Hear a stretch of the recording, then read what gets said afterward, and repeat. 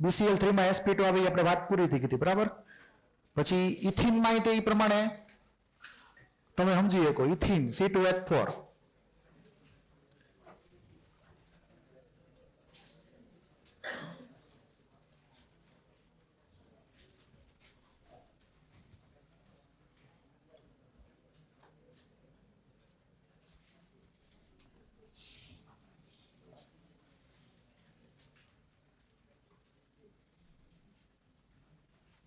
તો રિપીટ થયું ના ના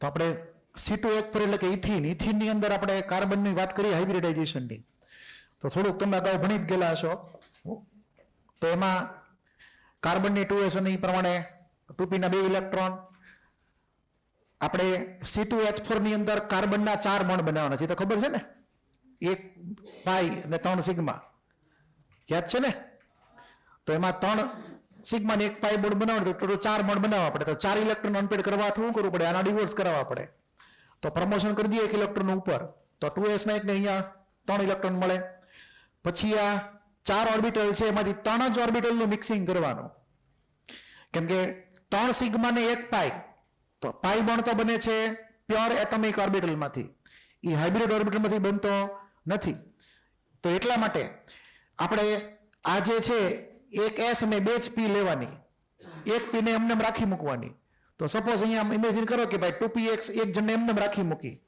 અને કોઈ પણ બે બાકીની 2 P લઈ લીધી હાઇબ્રિડાઇઝેશનમાં તો આપણને 3 હાઇબ્રિડ ઓર્બિટલ મળશે અહીંયા એમાં મેં એવું એઝ્યુમ કરી નાખેલું છે કે Z છે ઇન્ટરન્યુક્લિયર એક્સિસ છે તો PZ આવી ગઈ એની યારે PY આવી ગઈ PX ન આવી બરાબર તો આપણને જે કાર્બન એટમ મળશે sp2 હાઇબ્રિડાઇઝ કાર્બન એટમ થઈ ગયો અને ઈ sp2 હાઇબ્રિડાઇઝ કાર્બન એટમ હોય બરાબર એવા 2 કાર્બન એટમ લેવાના કેટલા લેવાના 2 કાર્બન એટમ આ પહેલા કાર્બનની 3 sp2 અને એની અનહાઇબ્રિડાઇઝ p ઓર્બિટલ 2px વાળી આ બીજો કાર્બન એની 3 ઓર્બિટલ ઊંધી દર્શાવ ઇલેક્ટ્રોન ઊંધા લખવાના એમાં ના બાજુ એક એની અનહાઇબ્રિડાઇઝ p ઓર્બિટલ પછી આ બે વચ્ચે એક સિગ્મા બોન્ડ બને કાર્બન કાર્બન વચ્ચે તો કાર્બનની sp2 ને બીજા કાર્બનની sp2 ની વચ્ચે શું બની ગયું સિગ્મા બોન્ડ બન્યો પણ કાર્બનની બાકીની 2 sp2 નો ઉપયોગ ક્યાં થયો ઓલા 2 હાઇડ્રોજનની અરે સિગ્મા બોન્ડ બનાવવામાં ઈ પ્રમાણે નીચે પડી પ્રમાણે સિગ્મા બોન્ડ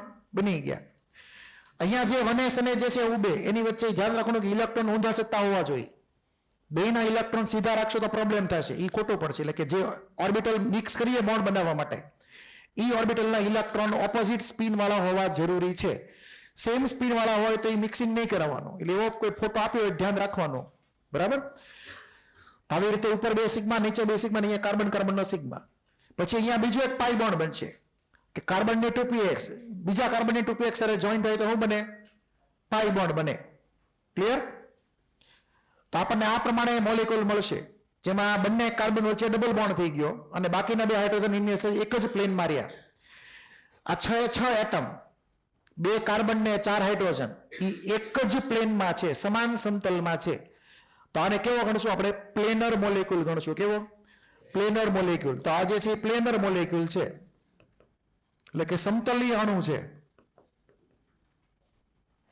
ક્લિયર પછી બીજું ઈ કે એની બોન્ડ લેન્થ તમે ચેક કરશો તો 1.34 એંગસ્ટ્રોમ છે ઇથેનના કેસમાં એ વેલ્યુ હતી 1.54 એંગસ્ટ્રોમ કાર્બન કાર્બનનો સિંગલ બોન્ડ હતો અહીંયા કાર્બન કાર્બનનો ડબલ બોન્ડ છે તો વેલ્યુ આવશે 1.34 એંગસ્ટ્રોમ કદાચ બીજી કોઈક બુકમાં 1.33 લખેલું હોય કે 1.32 લખેલું તો હલાવી લેવાનું થોડો ગાંધી ફાળો આમથી એમ હાલે એટલે એકાદ 2 એંગસ્ટ્રોમ ની એટલે 0.1 માં અમુક વેલ્યુ આમથી આમ થશે પોઈન્ટમાં બુકે અલગ અલગ બુકમાં અલગ અલગ થોડો ડેટા હોય એટલે માઇનોર ચેન્જ આવે રાખે બુક પ્રમાણે બાકી ઓવરઓલ 1.3 ની રેન્જમાં એની વેલ્યુ ગણવાની એટલે અત્યારે મેં 1.34 એંગસ્ટ્રોમ અહીંયા લખેલી છે એ પ્રમાણે પછી આ જે વેલ્યુ જે છે એ 1.09 એંગસ્ટ્રોમ થઈ ગઈ અગાઉ તમે જે ઇથેન હતો એમાં જો વેલ્યુ કેટલી લખેલી છે 1.10 લખેલી છે કેટલી લખેલી છે 1.10 એંગસ્ટ્રોમ ઈ છે ને.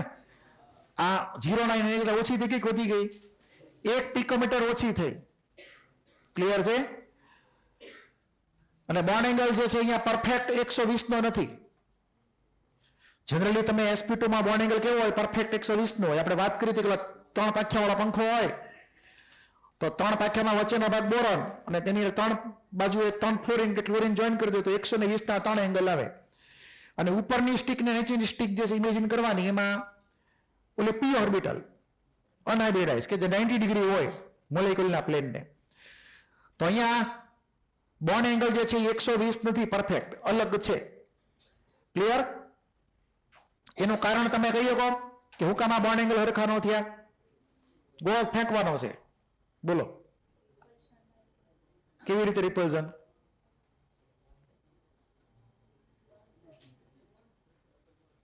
શા માટે બોન્ડ એંગલ પરફેક્ટ 120 નથી? બોલો છેલ્લી બેન્ચ. લોન પેર ક્યાં છે આમાં? એક જગ્યાએ. તો કેવી રીતે બોન્ડ પેર બોન્ડ રિપલ્ઝન કેવી રીતે અલગ પડે છે? અલગ કેવી રીતે પડશે બોન્ડ પેર રિપલ્ઝન? બોલો. એટલે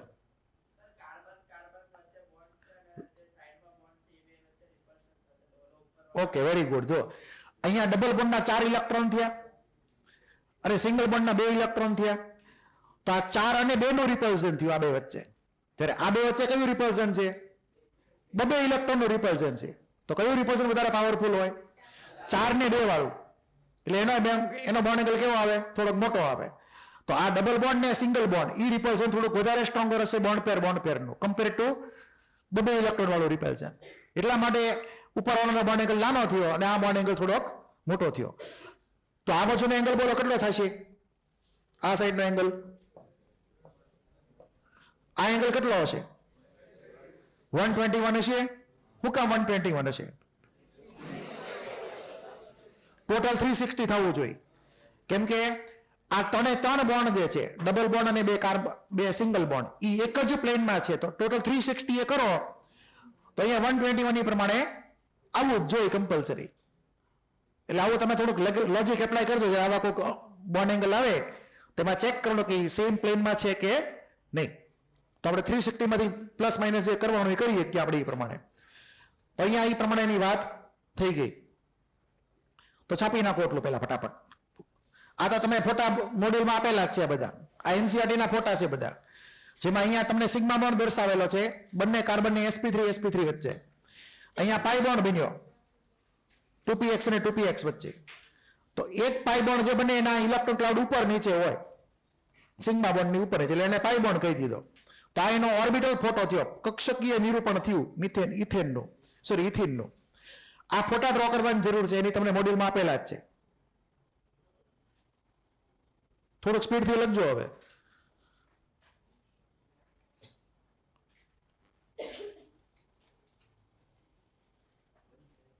પેલા આ તો પૂરું કરેલા.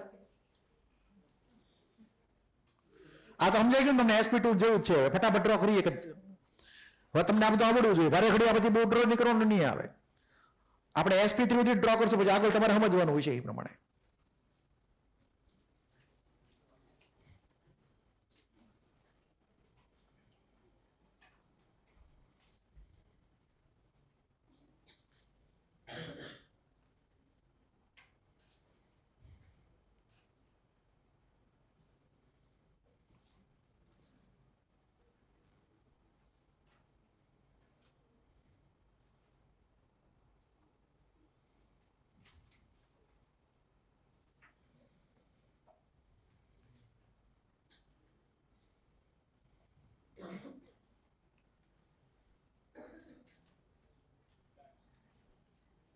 બોલો, લખાઈ ગયું ને?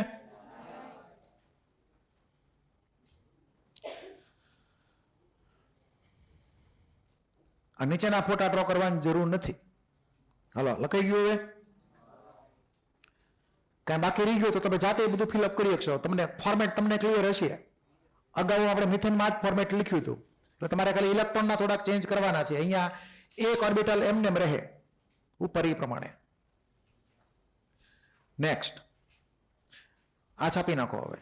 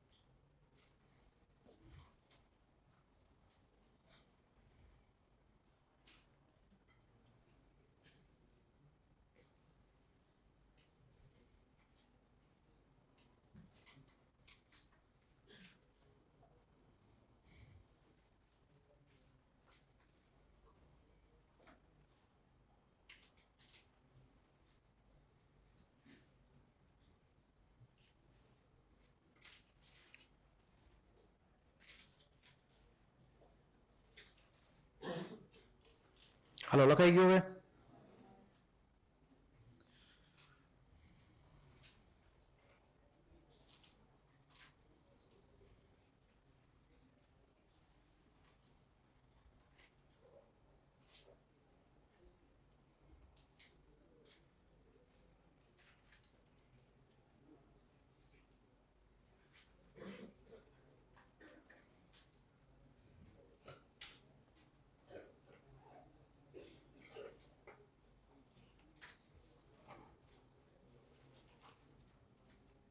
હાલો નેક્સ્ટ લખાઈ ગયું ને.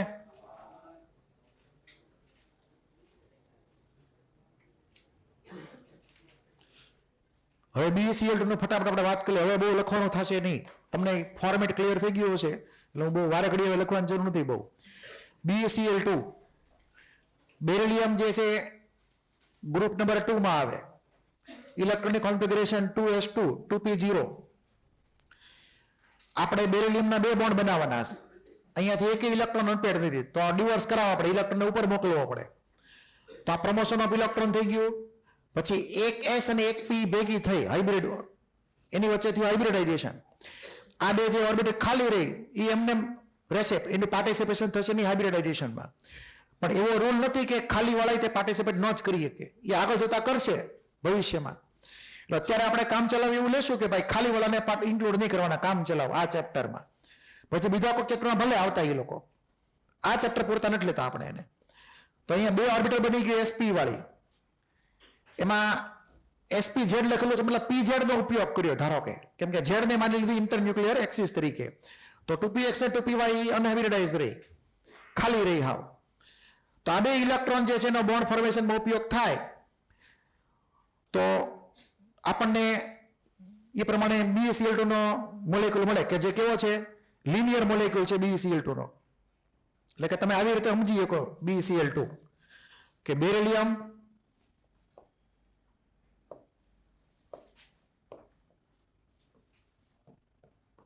અને Cl ને Cl. તો અહીંયા જે બોન્ડ એંગલ થશે એ 180 માની લઈએ.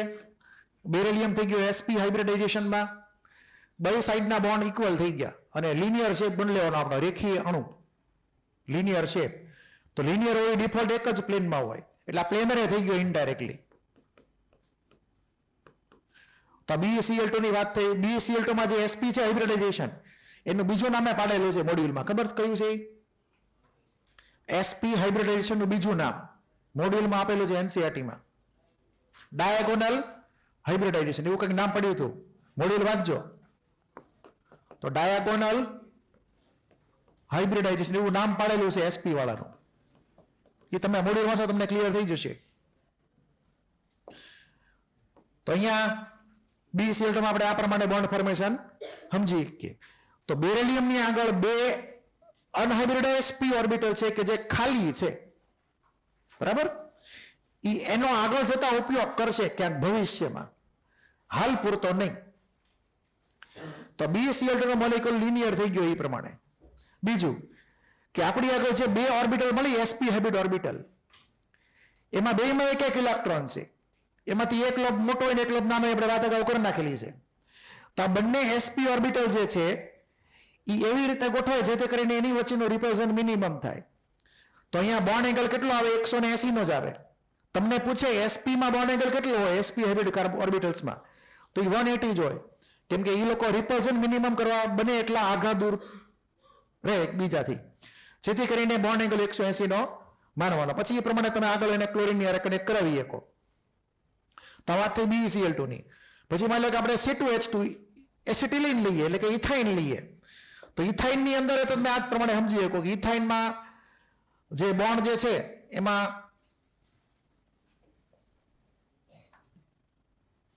આપણે કાર્બન લઈએ તો કાર્બનનો બીજા કાર્બન હારે ટ્રિપલ બોન્ડ હોય ને એનો સિંગલ બોન્ડ હોય પાછો, બરાબર. એટલે આવી રીતે લિનિયર મોલેક્યુલ થયો. એક જ લાઈનમાં 4 એટમ આવ્યા, પાછા પ્લેનરે થઈ ગયો. લિનિયર એટલે પ્લેનર જ હોય ડિફોલ્ટ. તો આ પ્લેનર મોલેક્યુલ થઈ ગયો, લિનિયર મોલેક્યુલ થઈ ગયો, 4 એટમ એક લાઈનમાં આવી ગયા. બોન્ડ એંગલ થઈ ગયો 180 નો અહીંયા. ક્લિયર?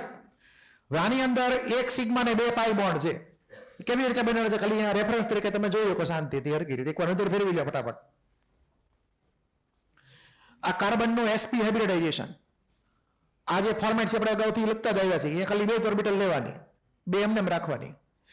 તો કાર્બન એટમ જે એસેટિલિનમાં હોય એની આગળ એસેટિલિન મતલબ ઇથાઇન, એમાં 2 અનહાઇબ્રિડાઇઝ p ઓર્બિટલ હશે વિથ 1 ઇલેક્ટ્રોન ઈચ, અને એનો ઉપયોગ ઈ જે છે એ બોન્ડ ફોર્મેશનમાં કરશે. માની લો કે પહેલો કાર્બન sp વાળો, એની 2 ઓર્બિટલ sp વાળી અને 2 2px 2py એ પ્રમાણે. આ બીજો કાર્બન, તો એક કાર્બન કાર્બન સિગ્મા બોન્ડ બને, પછી 2 પાઈ બોન્ડ બને px px વચ્ચે અને py py વચ્ચે, અને નીચે એક હાઇડ્રોજન જોઈન થઈ જાય એ પ્રમાણે. ક્લિયર? તો આ ફોટો છાપી નાખો એસિટિલિનનો.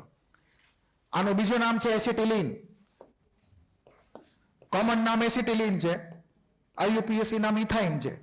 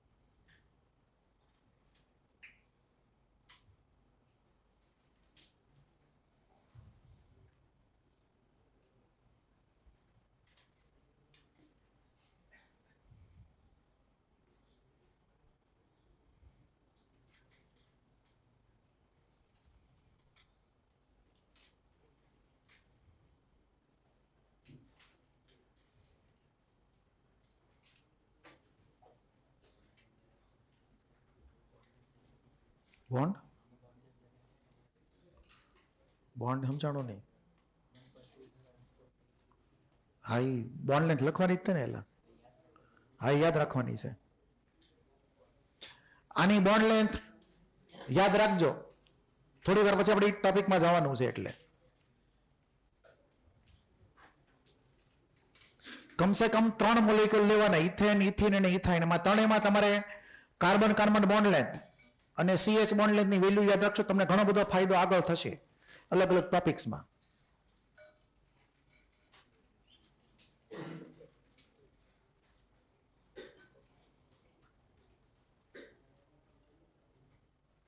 હલો, લખાઈ ગયું હવે?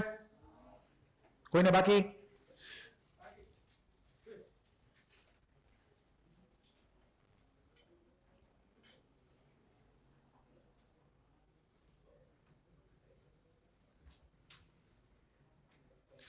તો એસિટિલિન એટલે કે ઇથાઇનમાં 180 ના કેટલા એંગલ છે? કેટલા? 4 એંગલ. કેવી રીતે? એલા 2 જ ગણવાના. આ 2 સિગ્મા બોન્ડ અને આ 2 સિગ્મા બોન્ડ, બાજુ બાજુના બોન્ડના વચ્ચે બોન્ડ એંગલ આવે, આગે આગેના બોન્ડ વચ્ચે બોન્ડ એંગલ ન આવે. ક્લિયર? આનો CH ને આનો M જે નહીં ગણતા, એલા બાજુ બાજુના બોન્ડ વચ્ચે જ બોન્ડ એંગલ માનવાનો હોય. તો 180 ના બોન્ડ એંગલ 2 થયા ટૂંકમાં.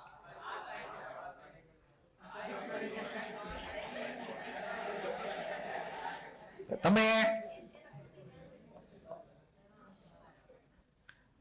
એક જ સાઈડ નો ગણો, એટલે 2 સાઈડ નો ગણાય પછી. એવી રીતે તમે વેક્ટરમાં એંગલ ગણો છો તો કયો એંગલ ગણો વેક્ટરમાં, નાનો કે મોટો?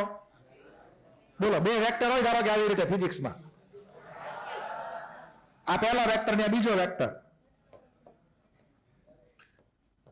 તો આ થીટા છે અને આ જે છે એ 2π - થીટા છે. કયો એંગલ ગણશો બોલો? હા, તો આમાં એવું જોઈએ ને, પછી આમાં કઈ બે સાઈડ ના એંગલ ન ગણવાના હોય. આ ક્લિયર? એટલે જે નાનો એંગલ હોય એ ગણવાનો હોય જે સાઈડમાં. ક્લિયર? એટલું એટલે પછી એ બધું એંગલ ભૂલથી નહીં ગણતા ક્યાંય. હાલો, આ તો તમને ક્લિયર જ છે. હવે અહીંયા 3 મોલેક્યુલની કમ્પેરિઝન છે. પહેલા તો તમે CH બોન્ડની બોન્ડ લેન્થને ટાર્ગેટ કરો દરેકમાં, CH બોન્ડની બોન્ડ લેન્થને. પહેલી item C2H6 ethane, carbon sp3 માં છે. પછીની આઈટમ C2H4 કાર્બન sp2 માં છે, બોન્ડ લેન્થ સેજ ઘટી ગઈ. પછી C2H2 ઇથાઇન એટલે કે કાર્બન sp માં વયો ગયો, વળી પાછી બોન્ડ લેન્થ ઘટી ગઈ 1.06. તો order of bond length of CH તમને એક્ઝામમાં પૂછે તો આવડવું જોઈએ. બરાબર? Order of CH bond length. તો એનો આપણે જવાબ લખીએ તો શું થશે? C2H6 greater than C2H4 greater than C2H2. એમાં નીચે જે હતા એ લખીએ એનું હાઇબ્રિડાઇઝેશન. તો sp3, sp2 અને sp. એક્ઝામમાં પૂછીએ કાંઈ આનું રિઝલ્ટ થોડી વાર પછી વાત કરીએ કેમ આવું થયું એમ. પછી order of carbon carbon bond length.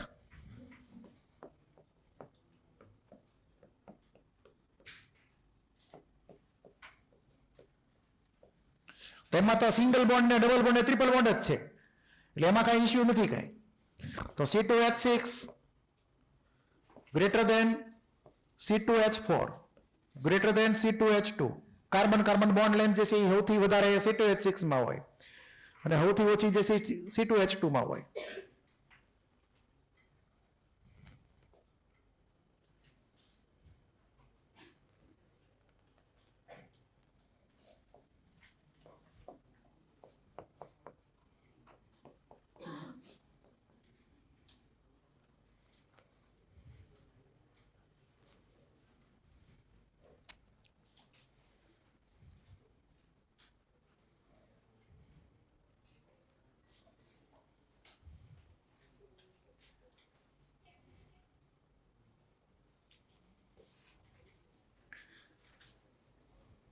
લખાઈ ગયું?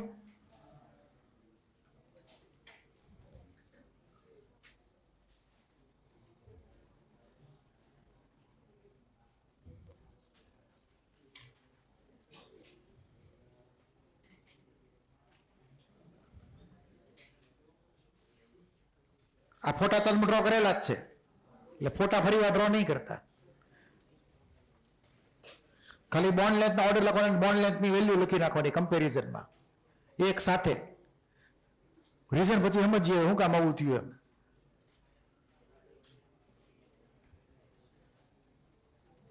હવે ધ્યાન આપજો, 2000ની સાલ પહેલાના જેટલા જૂના મૂવી હતા કે જેમાં હીરો પોલીસ વાળો હોય, હીરો કોણ હોય? પોલીસ વાળો. તો હીરોનો એક ડાયલોગ તો ફિક્સ જ હોય વિલનની સામે કે કાનૂન કે હાથ લંબે હોતે. આ તમે આ વેરીફાઈ કરી લેજો. મેં જેટલા મૂવી જોયા જેમાં હીરો પોલીસ વાળો હોય, 2000ની પહેલાના મૂવી હોય, તો લગભગ 50% કેસમાં તમને આ ડાયલોગ તો મળે જ તે. એ ડાયલોગ કોઈ પિક્ચર પૂરું જ ન થાય કે કાનૂન કે હાથ લંબે હોતે. આપણા કેસમાં કાનૂન એટલે p ઓર્બિટલ. ક્લિયર? p ઓર્બિટલના હાથ લાંબા હોય એવું માનવાનું તમારે. તો ઈ જ્યારે હાથ મિલાવે ત્યારે એની બોન્ડ લેન્થ કેવી આવે? મોટી આવે. આ ક્લિયર છે? તો હવે અહીંયા આપણે શેપ જોઈ લઈએ કે કેવી રીતે p ઓર્બિટલનું પ્રમાણ વધે, p% વધે p ના. તો હાઇબ્રિડ ઓર્બિટલનો શેપ કેવો ચેન્જ થાય છે ધ્યાનપૂર્વક ચેક કરો એ પ્રમાણે. તો ફર્સ્ટ કેસમાં આપણી આગળ પરસન્ટેજ p કેરેક્ટર જે છે એ 50% છે. પછી પરસન્ટેજ p જે છે અહીંયા કેટલા આવે? 67% ધારો કે, અને અહીંયા પર્સન્ટેજ પી છે એ 75% છે.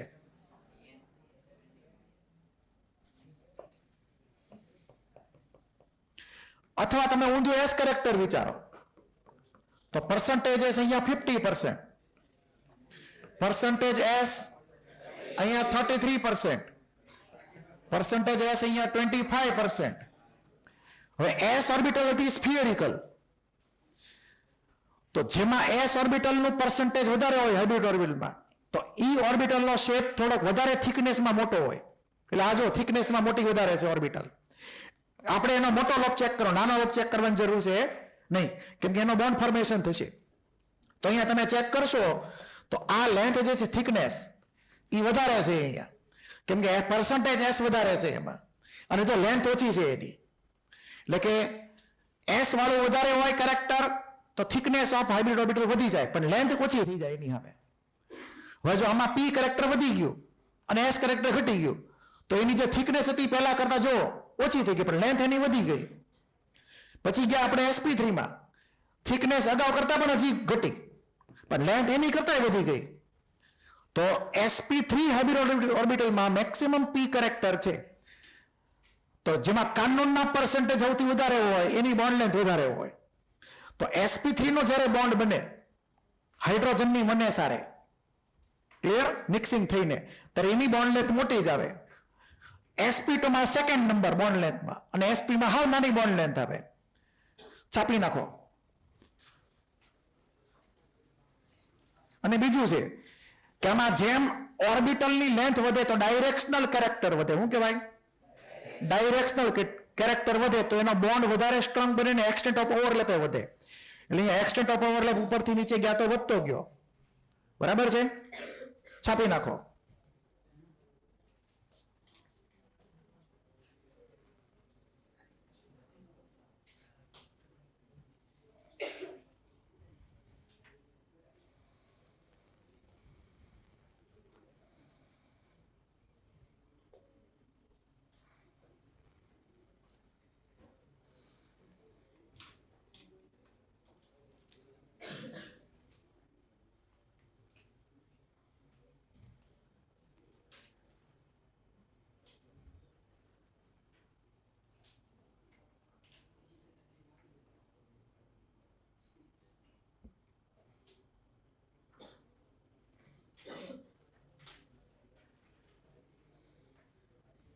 એટલે વાતો બંધ કરો.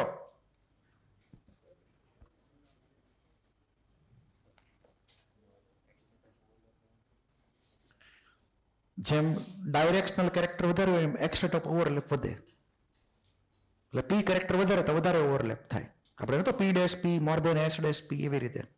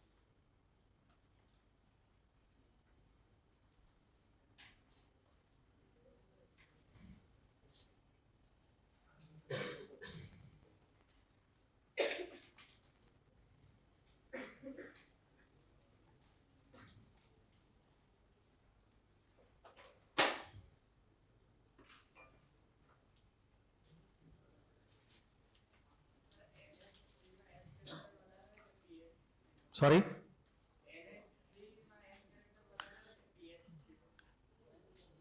એ આપણે છે ને એક બીજો રૂલ આવશે બેન્ટ રૂલ, એમાં સમજશું. હજી ટોપિક શરૂ નથી થયો એટલે. હા, એ ટોપિક છે ને બેન્ટ રૂલમાં આવશે, એટલે હમણાં એને નથી સમજવું આપણે. અને ડ્રેગો રૂલ એમાં એપ્લાય થશે આરે પાછો, એટલે એ આપણે આગળ સમજશું પછી કેવી રીતે. PH3 માં છે ને હાઇબ્રિડાઇઝેશન થાય જ નહીં, બોન્ડ એંગલ 90 ની નજીક છે ને, એટલે એ આપણે ડ્રેગો રૂલમાં આગળ જતા ભણવાનું થશે. હા, એટલે એ ગણવાનું થશે ટૂંકમાં આગળ જતા. પેસેજમાં તો એ અમુક ટોપિક બાકી રહી ગયા છે હજી, આખું ચેપ્ટર ક્યાં પૂરું થયું છે. કેમ કેમિકલ બોન્ડિંગમાં તો આખી દુનિયાના પ્રશ્ન આવતા હોય, આખી દુનિયા એટલે આખું 11, 12 ભેગું થઈ ગયું. એટલે 12માં ક્વેશ્ચન નાખેલા છે ને ઘણા બધા જયસ્વાલે. હવે આ લખાઈ ગયું બધાને. હવે એને એપ્લાય કરીએ આપણે, તો તમારે sp3 જ્યારે પણ ઇન્વોલ્વ હોય ત્યારે એના બોન્ડ લેન્થ વધારે આવે, કેમ કે એની લેન્થ વધારે છે. કાનૂન કે આ લંબે હોતે પરસેન્ટેજ p વધારે હોય તો બોન્ડ લેન્થ મોટી જ આવે એ પ્રમાણે. તો આપણે એ પ્રમાણે વેરીફાઈ કરી લઈએ. તો અહીંયા ઇથેનમાં કાર્બન કાર્બન બોન્ડ કોની વચ્ચે હતો? sp3 માં. તો વધારે p કેરેક્ટર થયું તો વધારે મોટી બોન્ડ લેન્થ આવે. પણ હારે ડબલ બોન્ડ થઈ ગયો. અહીંયા ડબલ બોન્ડ હંમેશા બોન્ડ લેન્થ ઘટાડે, એટલે કે બોન્ડ ઓર્ડર વધે તો બોન્ડ લેન્થ ઘટે, એવું તમે શીખેલા જશો પહેલા રીતે. તો તમારે અહીંયા રીઝનિંગ તમને કામ લાગી જાય. પરંતુ માત્ર સિગ્મા બોન્ડની જ લેન્થની વાત હોય તો એ વખતે આપણે અહીંયા ધ્યાન રાખશું કે આ બંનેમાં sp2 છે તો આમે તે ઓછું જ થવાનું હતું. ઉપરાંત પાછું હારે ડબલ બોન્ડ થઈ ગયું એટલે વધારે ઓછું થયું. તો આ બેમાં જો ડિફરન્સ મોટો છે બોન્ડ લેન્થનો, ક્લિયર છે. પરંતુ એના હાઇડ્રોજનને ચેક કરીએ તો આ 1.10 છે, અહીંયા 1.09 છે. ક્લિયર. ખાલી ડિફરન્સ અહીંયા કાર્બન sp3 માં ને અહીંયા કાર્બન sp2 માં છે. 1s બેમાં કોમન છે હાઇડ્રોજનની. મતલબ શું થયો કે ખાલી ડિફરન્સ કોની વચ્ચે આવ્યો? હાઇબ્રિડ ઓર્બિટલમાં જ. બોન્ડ ઓર્ડર તો 1 જ છે. તેવા કેસમાં આપણે ઓલો દેશી રૂલ વાપરીએ કે પરસેન્ટેજ p વધારે તો બોન્ડ લેન્થ વધારે. તો આની બોન્ડ લેન્થ સેજ મોટી જ આવશે આની બોન્ડ લેન્થ કરતા, કેમ કે sp2 કાર્બન છે. આ થઈ ગયો sp3 carbon, sorry sp carbon. p character ઘટી ગયું, 50% જ થઈ ગયું ખાલી. તો બોન્ડ લેન્થ હજી નાની થઈ ગઈ સિંગલ બોન્ડ હોવા છતાંય તે 1.06. પરંતુ તમે જુઓ તો અહીંયા ટ્રિપલ બોન્ડ છે કાર્બન કાર્બન વચ્ચે. ક્લિયર. તો ટ્રિપલ બોન્ડમાં તો બોન્ડ લેન્થ હાવ ઘટી જાય, એટલે કે મોટો ડિક્રીઝ આવે. તો 1.3 માં 4 માંથી સીધો 1.20 એંગસ્ટ્રોમ થઈ ગયો. એટલે કે બોન્ડ લેન્થનો મોટો ચેન્જ ક્યારે આવે? બોન્ડ ઓર્ડરમાં ચેન્જ હોય તો. બાકી જો સિંગલ બોન્ડ રહેતો હોય તો એવા કેસમાં તમારે રેગ્યુલર પરસેન્ટેજ p ગણીને આન્સર આપી શકો તમે આરામથી. આમાં તો તમને ક્લિયરલી એમને દેખાય કે બોન્ડ ઓર્ડર વધે તો બોન્ડ લેન્થ ઘટે એમ. એટલું ક્લિયર. હવે તમને આમાંથી કેવો પ્રશ્ન પૂછાય? તો ધારો કે હું તમને એક ઇમેજનરી ક્વેશ્ચન આપી દઉં.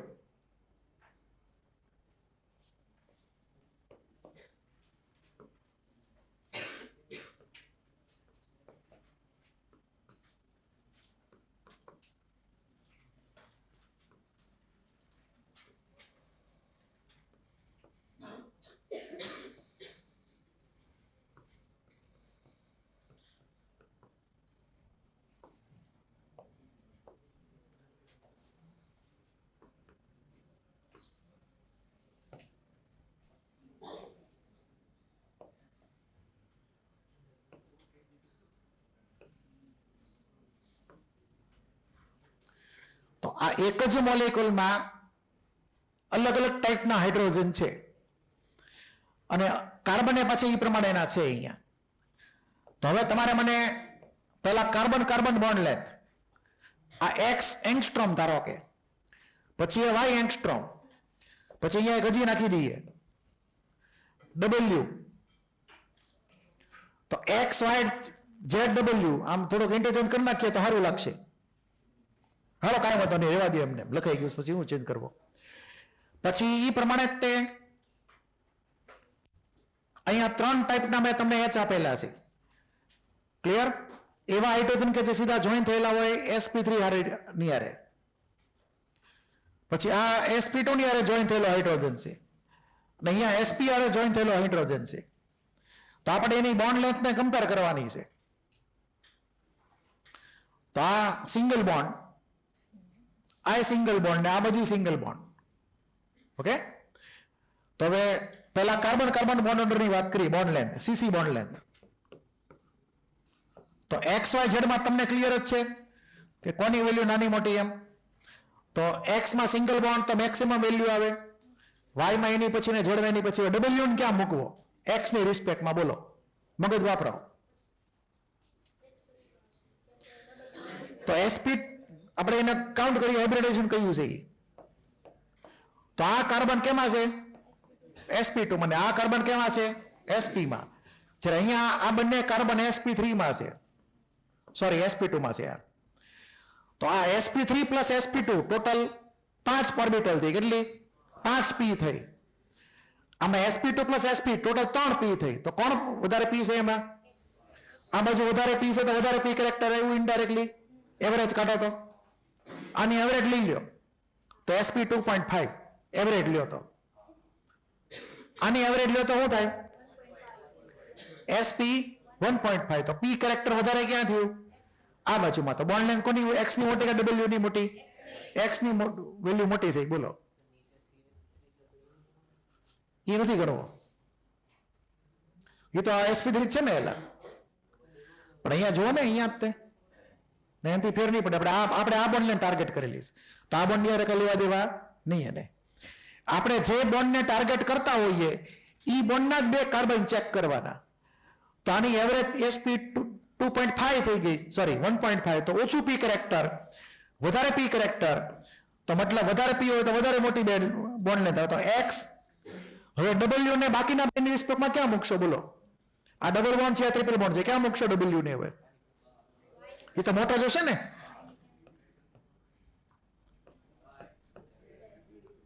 તો x more than w. y માં ડબલ બોન્ડ છે ને z માં ટ્રિપલ બોન્ડ છે, તો ટ્રિપલ બોન્ડ થાય તો બોન્ડ લેન્થ નાની થઈ જાય. તો આ ઓર્ડર ઓફ બોન્ડ લેન્થ થઈ ગયો કાર્બન કાર્બન નો. પછી CH બોન્ડ લેન્થ. તો CH બોન્ડ લેન્થ માં અહીંયા કાર્બન જે છે sp3 વાળો હાઇડ્રોજન છે, sp3 ને 1s છે, અહીંયા sp2 ને 1s છે. તો બોલો કોણ જીતે બોન્ડ લેન્થમાં? sp3 વધારે p કેરેક્ટર છે એટલે. તો a પહેલો આવ્યો. b માં sp2 કાર્બન ને અહીંયા c માં sp કાર્બન છે. તો આપણે વાત અગાઉ કરી એ પ્રમાણે a more than b more than c, વધારે p કેરેક્ટર તો વધારે મોટી બોન્ડ લેન્થ.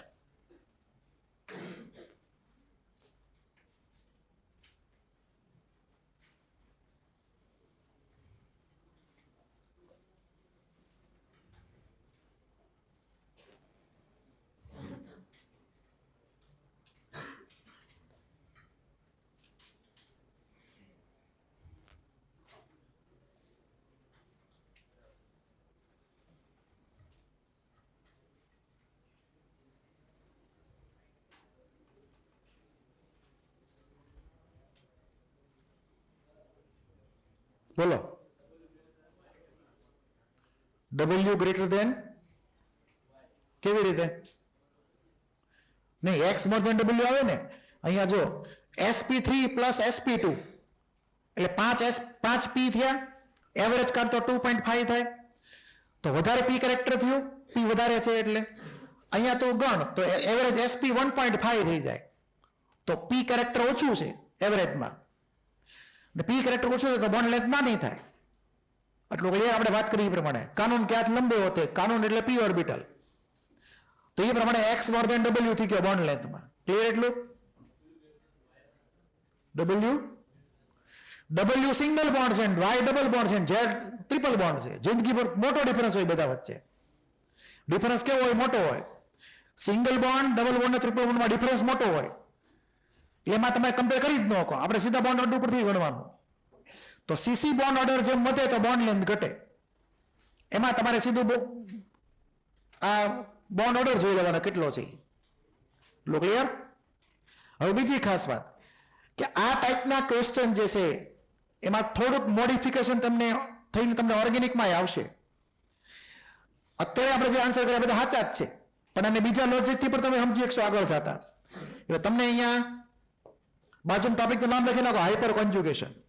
હવે તમને ઓર્ગેનિકમાં જીઓસીમાં સાહેબ તમને ભણાવશે હાઇપર કોન્જ્યુગેશન.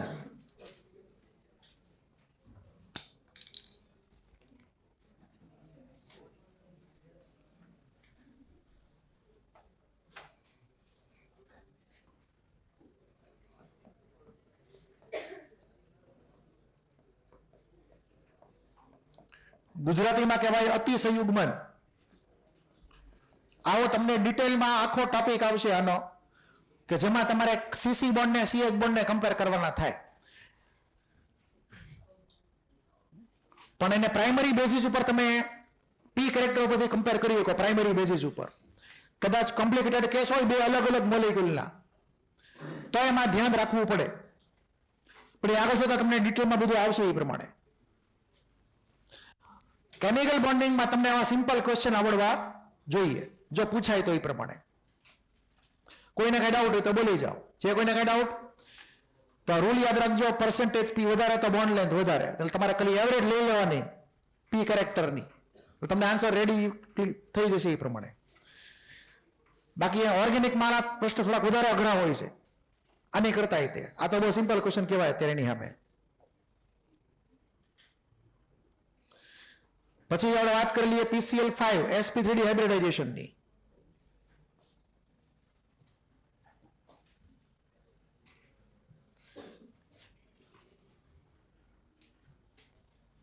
તો અહીંયા sp3d માં તમને આવો ફોટો મોડ્યુલમાં આપેલો છે, પણ થોડુંક મોડિફિકેશન કરેલું છે આની અંદર. તો ફોસ્ફરસ ગ્રાઉન્ડ સ્ટેટમાં હોય તો એના 3 ઇલેક્ટ્રોન અનપેડ હોય. આપણે PCl5 માં 5 બોન્ડ બનાવવાના છે, 5 ક્લોરીન હારે. તો 5 ઇલેક્ટ્રોન અનપેડ કરવા માટે એક ડિવોર્સ કરાવવા પડે. તો ફોસ્ફરસ થઈ ગયો ફર્સ્ટ એક્સાઇટેડ સ્ટેટમાં, 1 ઇલેક્ટ્રોન 3s માંથી કૂદીને 3d માં વયો ગયો. બરાબર. હવે આ 5 ઓર્બિટલ, 1 3s 3 3p અને 1 3d એ ભેગી થાય, એની વચ્ચે મિક્સિંગ થાય અને આપણને મળે sp3d હાઇબ્રિડ ઓર્બિટલ. અત્યારે કામ ચલાવ ધોરણે અહીંયા જોયું છો કે બધી બોક્સ હારે લખેલા છે, ઈઝી પડે એટલે સમજવામાં. હકીકતમાં આના બે ભાગ પડવાના છે આગળ જતા, જે થોડીક વાર વાત કરશું. કામ ચલાવ લખતી વખતે 5 બોક્સ હારે રાખવાના સમજવા માટે શરૂઆતમાં. તો આ જે છે 5 ઇલેક્ટ્રોન ગોઠવાઈ ગયા હુનના રૂલ પ્રમાણે. એટલે કે આ થઈ ગઈ ફોસ્ફરસની sp3d હાઇબ્રિડ ઓર્બિટલ 5. 3d માં 4 ઓર્બિટલ ખાલી છે. એની પછી આ 5 ઇલેક્ટ્રોનની આરે 5 ક્લોરીનની જે 2p ઓર્બિટલ હોય પ્રોપર ડાયરેક્શન વાળી, એ એની મિક્સ થઈને આપણને એ પ્રમાણે બોન્ડ બનાવે. તો ઉપર નીચેના બેના ઇલેક્ટ્રોન એડ કરો તો આપણને 2 ઓર્બિટલ વચ્ચે મિક્સિંગ થાય અને સિગ્મા બોન્ડ આપણને મળી જાય. ક્લિયર? તો આ વાત હતી sp3d હાઇબ્રિડાઇઝેશનની. હવે પ્રોબ્લેમ જે છે એ થોડોક મોટો છે અલગ રીતે, કે આપણે અગાઉ sp2 ને sp3 ની અંદર જે કાંઈ હાઇબ્રિડ ઓર્બિટલ બનતી હતી એની બધાની એનર્જી સરખી માનેલી હતી. પણ sp3d માં આવું નથી થવાનું. એમાં થોડોક કેસ અલગ છે, આ રેગ્યુલર કેસ નથી. બરાબર. બીજું કે પેલાનો શેપ વાત કરી, તો શેપ તમે બધાને ખબર છે. બોલો શેપ કેવો છે આનો?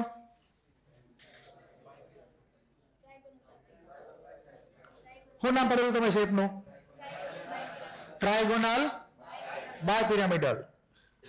3 પાંખિયાવાળા પંખો, 2 સ્ટીક. ઇમેજિન કરો. પંખાના વચ્ચેના ભાગમાં ફોસ્ફરસ, પાંખિયાની ડાયરેક્શનમાં 3 Cl છેડે ગોઠવી નાખવાના અને 3 બોન્ડ થઈ ગયા સિગ્મા. ઉપર 1 સિગ્મા, નીચે 1 સિગ્મા.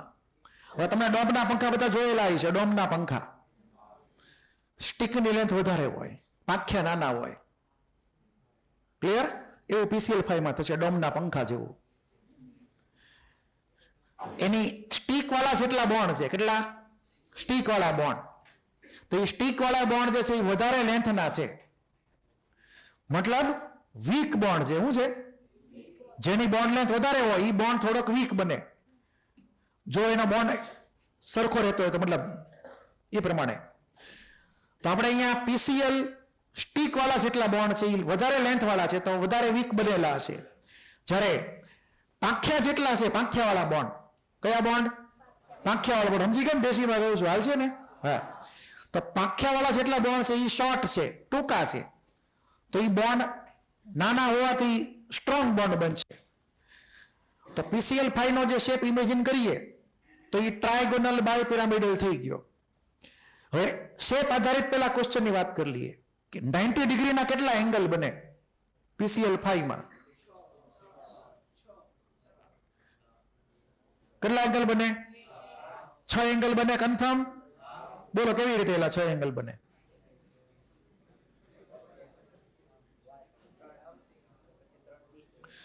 એક સ્ટીક જે છે ઉપરની સ્ટીક, પંખાના 3 પાંખિયારે કેટલા એંગલે છે?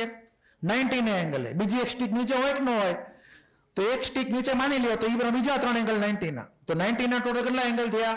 6 એંગલ થયા PCL 5 માં. 120 ના એંગલ કેટલા? 3. 180 નો એંગલ 1. તો સ્ટીક વચ્ચેનો એંગલ 180 નો માનેલો છે. તો આમાં જે એંગલ છે એ પ્રમાણે 120 નો પણ છે, 180 પણ છે, 90 ડિગ્રી હશે. તમને એ બધા એંગલનો સમય પૂછે કેટલો, ઇન્ટિજર ટાઈપનો ક્વેશ્ચન થઈ ગયો એક ટાઈપનો. પછી બીજું નામ કે શેપનું નામ છે ટ્રાયગોનલ બાય પિરામિડલ.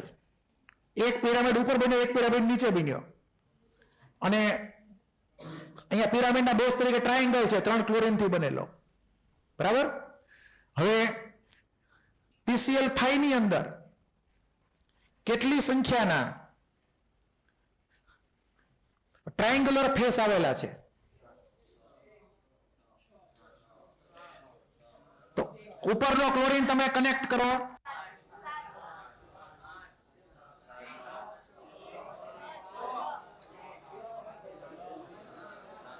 હાલો ધ્યાન આપો, હવે બહુ ગોળા નથી ફેંકવા. 1, 2 ને 3, 1, 2 અને 4. ક્લિયર? 1, 2, 3 આવી ગયું, 1, 2, 4 આવી ગયું, પછી 1, 3, 4 પણ આવી ગયું, 3 થઈ ગયા. તો આ ઉપર 3 કોમ્બિનેશન બને ટ્રાયેંગ્યુલર ફેસના. કેટલા? 3 કોમ્બિનેશન બને. આપણે નંબર એ પ્રમાણે લખી લીધા, 1, 2, 3, પછી 1, 3, 4 અને પછી 1, 2, 4. એવી રીતે નીચેના સ્ટીક માટે પણ એક પ્રમાણે કોમ્બિનેશન બને. તો 3 ટ્રાયેંગ્યુલર ફેસ ઉપરની તરફ, 3 નીચે તરફ, ટોટલ થયા 6 ટ્રાયેંગ્યુલર ફેસ. બરાબર છે? યસ. 2, 3, 4 નો ગણાય, એ મોલેક્યુલના પ્લેનમાં છે. એટલે મોલેક્યુલના પ્લેનમાં હોય નહીં ગણવાના. એક સ્ટીક વાળો લેવાનો ને 2 પાંખિયા વાળા લેવાના બોન્ડ. કેમ કે પ્લેનમાં જો ફોસ્ફરસ વચમાં આવી ગયો, ટ્રાયેંગ્યુલર ફેસમાં ફોસ્ફરસ ન આવવો જોઈએ વચમાં. ટ્રાયેંગ્યુલર ફેસ એને જ કહેવાના જેને આપણે ઢાંકી દઈએ તો આપણને બંધ આકૃતિ મળે. બરાબર છે? ફોસ્ફરસ તો બિલકુલ અંદરના ભાગમાં છે, તો ત્યાં પાટીઓ ઢાંકવાનું નહીં.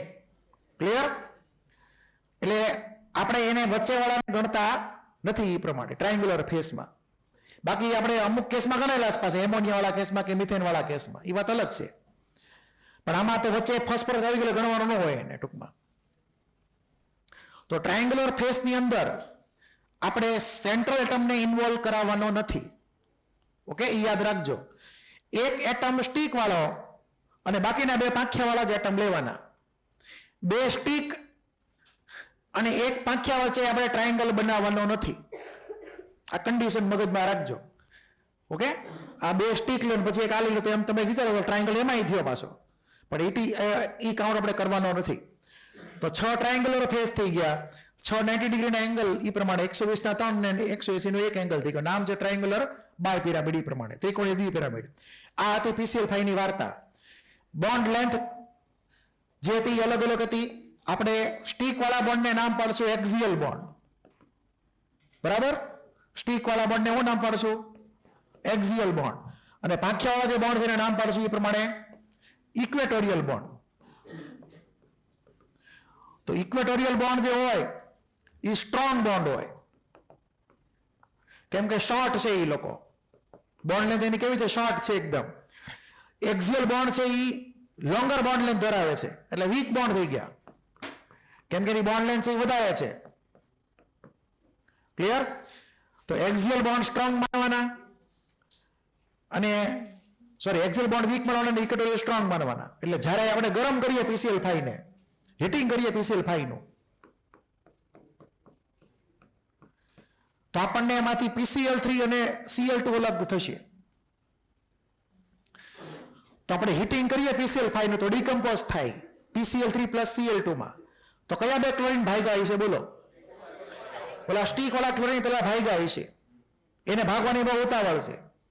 આ બાકીના 3 પાંખિયા વાળા Cl જે છે એ તો એમને જ રહે. પછી ભલે શેપ બદલાતો, શેપ બદલાઈ જશે, બદલાશે હાઇબ્રિડાઇઝેશન, પરંતુ કયા સીએલ તૂટશે એ તમને ક્લિયર હોવું જોઈએ કે ઉપર નીચે બે સીએલ ભાગી જવાના, કેમ કે એનો બોન્ડ વીક છે. એટલે કે PCl5 વેરી રિએક્ટિવ મોલેક્યુલ, એવું તમે ભણેલા છો, હાઈલી રિએક્ટિવ મોલેક્યુલ PCl5 ઓર્ગેનિકમાં બહુ વપરાય છે રિએક્શન કરવામાં, ઓર્ગેનિકમાં ભરપૂર માત્રામાં. આપણે ખાલી આ ફિઝિકલમાં આ રિક્સ તમારે યાદ રાખવાની. PCl5 gives PCl3 plus Cl2. પછી બોન્ડ એંગલ તો બધા આવી ગયા ને. મેક્સિમમ કેટલા એટમ PCl5 માં એક જ પ્લેનમાં છે?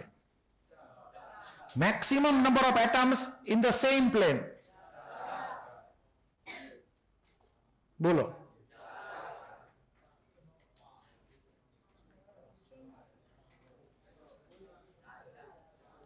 ચાર, 5, 6, 4 જ આવે ને.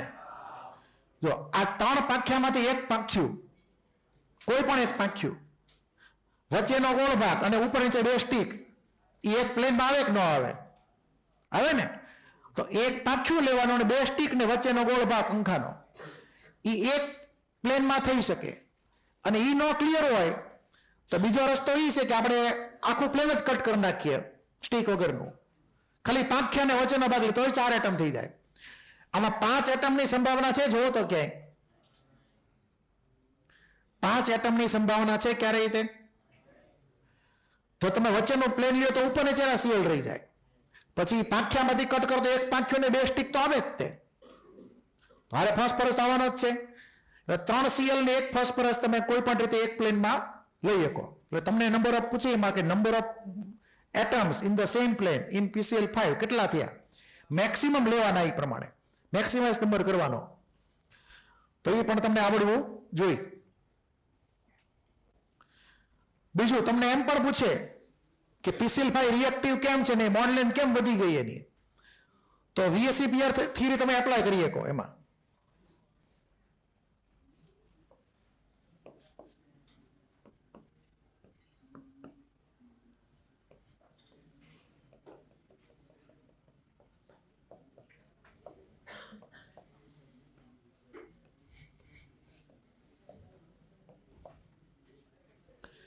આ 3 જે સીએલ છે કયા સીએલ માનવાના?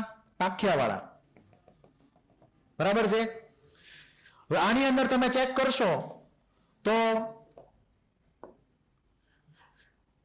આ સ્ટીક અને પાંખ્યા વચ્ચેનો એંગલ કેટલો છે? 90 ડિગ્રી. બરાબર. તો અહીંયા ઉપરની સ્ટીક અને આ 3 ક્લોરીન પાંખ્યા વાળા, જેને આપણે કહીશું ઇક્વેટોરિયલ ક્લોરીન, નિરક્ષીય ક્લોરીન ગુજરાતીમાં. તો ઇક્વેટોરિયલ ક્લોરીન જે છે એની એનો રિપલ્ઝન થાય, બોન્ડ પેરનું રિપલ્ઝન.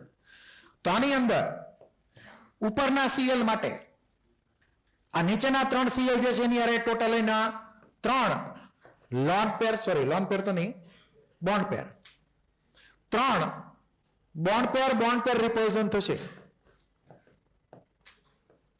કે જે 90 ડિગ્રીએ છે. પછી એવી રીતે નીચેના સીએલ માટે આ 3 સીએલ જે છે ઇક્વેટોરિયલ, એ પણ પાછા રિપલ્ઝન કરશે 90 ડિગ્રીએ નીચેના સીએલ નું. તો બીજા 3 બોન્ડ પેર રિપલ્ઝન આવશે 90 ડિગ્રી વાળા.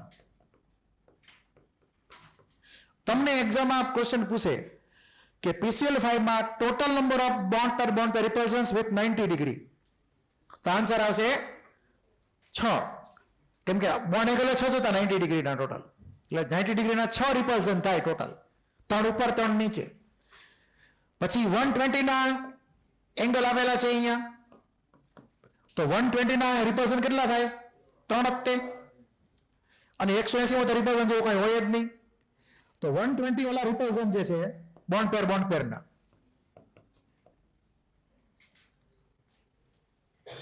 તો 1 2 1 3 ને 2 3 3 રિપલ્ઝન થયા બોન્ડ પેરના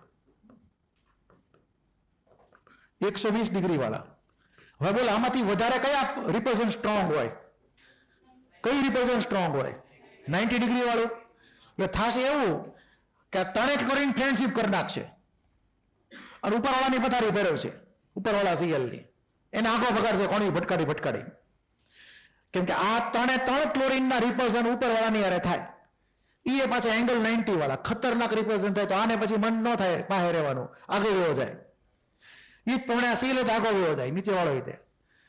આગળ હું કામ જાય તો કે રિપલ્શન ઓછું કરવા હાટું. એટલે એની બોન્ડ લેન્થ કેવી થઈ? વધી ગઈ. તો PCl5 માં ડોમ વાળો પંખો આવે, યાદ રાખજો.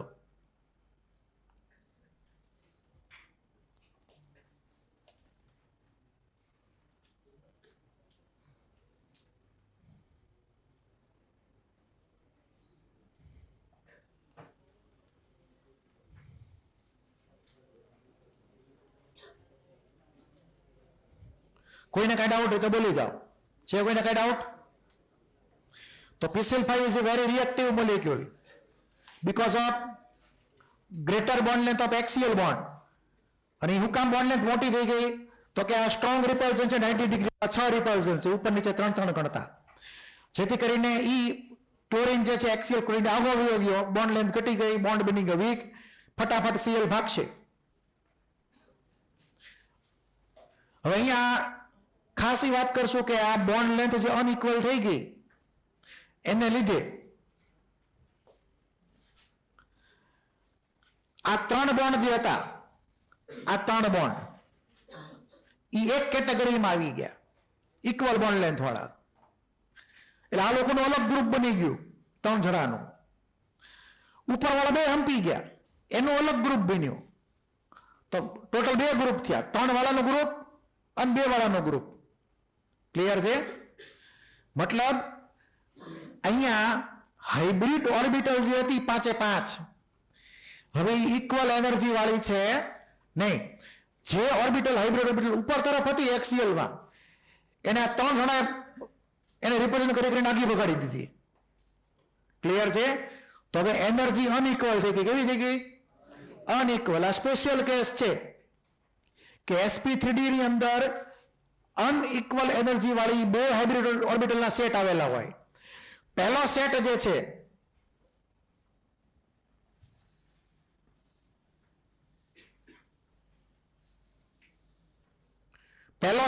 છે એ sp2 નો પહેલો સેટ બનશે.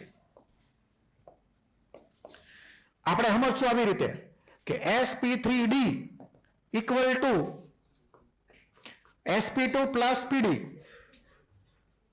એવું સમજવાનું છે. આ sp2 વાળાનો એંગલ એકબીજા રે 120 નો, અને pd વાળા જે એંગલ છે એ એંગલ 180 નો થઈ ગયો પીડી વચ્ચે. હવે માં સ્પેસિફાય કરીએ કે કઈ કઈ ઓર્બિટલ લેવાની. તો આપણે એવું માની લઈએ કે જે ડાયરેક્શન છે એ પ્રમાણે આમ ઇમેજિન કરીએ ડાયરેક્શન. આ x, આ y, સોરી આ y અને આ z કહી દઈએ. આ એક્સિસ ઇમેજિન કરી લઈએ, કોઓર્ડિનેટ એક્સિસ, કે જેમાં x અને y એ પ્લેનમાં આવે. તો આ જે છે એમાં 3 ઓર્બિટલ ઇન્વોલ્વ હોય, s, px અને py. આ બાજુ જાય તો 2 ઓર્બિટલ ઇન્વોલ્વ છે એમાં, pz અને dz સ્ક્વેર. ક્લિયર? તો pz અને dz સ્ક્વેર ના તમે શેપ યાદ કરો, એલોંગ z એક્સિસ હતા, અને આપણે અહીંયા z એક્સિસ ને વર્ટિકલ માનેલી છે, ઊભી એક્સિસ, વર્ટિકલ એક્સિસ. તો વર્ટિકલ એક્સિસમાં pz અને dz સ્ક્વેર નું મિક્સિંગ થઈને pd ટાઈપનો હાઇબ્રિડાઇઝેશન ક્રિએટ થાય, જેમાં બોન્ડ એંગલ 180 નો આવે. પછી s, px અને py ભેગા થાય તો sp2 બને, અને xy પ્લેનમાં હોય. તો અહીંયા આપણે 3 ક્લોરીન જે છે xy પ્લેનમાં પ્રેઝન્ટ છે આ લોજિક પ્રમાણે, અને ઓલા બે z એક્સિસ ની ડાયરેક્શન છે 90 ડિગ્રી xy પ્લેન ને. ઓકે? તો આમ અહીંયા ઇમેજિન કરવાનું છે. બીજી ખાસ વાત, sp3d માં આપણે જે ફોસ્ફરસમાં લખ્યું હતું એ પ્રમાણે 3s, 3p ને 3d હતા. મતલબ 3 ઓર્બિટલના જે હતા પ્રિન્સિપલ ક્વોન્ટમ નંબર બધાના સરખા હતા. એટલે કે આનો જો ક્વોન્ટમ નંબર n લઈએ આપણે, તો આનો પણ n જ આવશે, અહીંયા પણ n જ તે, આ બાજુ પણ n અને આ બાજુ પણ n. 3s 3p ને 3d same principal quantum number હશે sp3d હાઇબ્રિડાઇઝેશન ની અંદર.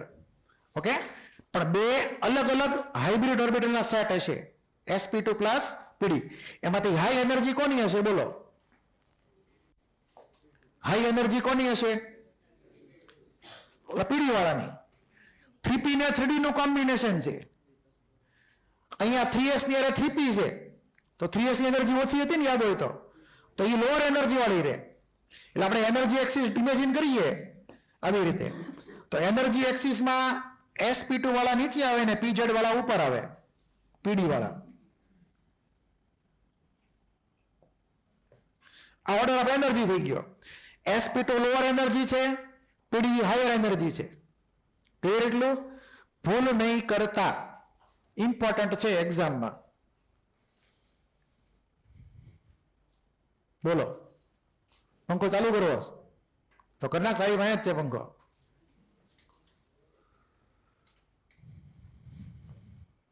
આમાં કોઈને કઈ ડાઉટ કે નો ડાઉટ? તો આ તમારે sp3d ખાસ યાદ રાખવાનું, એ અગાઉ કરતા બધા કરતા અલગ પડે છે. Non equivalent set of hybrid orbital side પર લખી નાખો.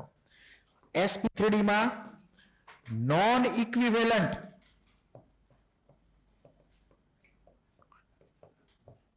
Set of hybrid orbital present છે એની અંદર.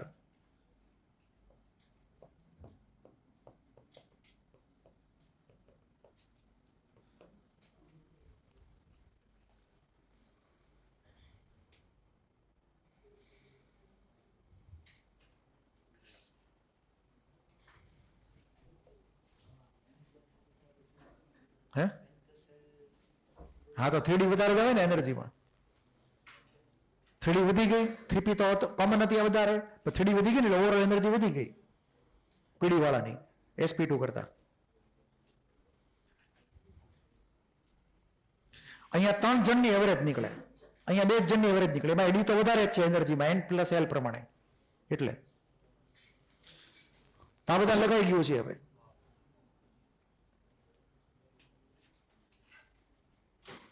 કેટલા વાગ્યા જોતો. હવે આપણે એ વર્કઆઉટ કરી લઈએ કે sp3d ની અંદર આપણે આગળ કેટલા પોસિબલ શેપ થાય. આપણે આગળ વર્કઆઉટ નથી કર્યું, પણ પહેલા અહીંયાથી શરૂઆત કરીએ વર્કઆઉટ કરવાની sp3d થી જ. તે